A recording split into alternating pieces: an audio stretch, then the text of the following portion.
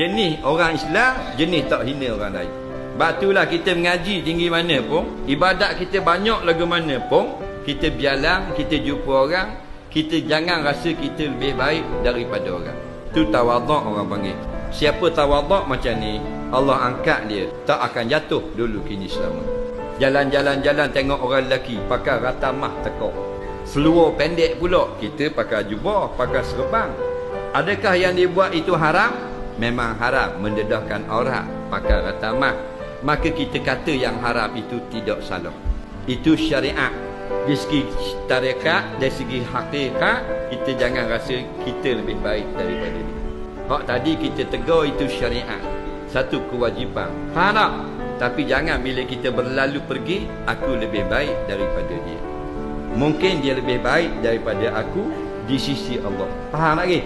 Bawa hak tu sampai mati.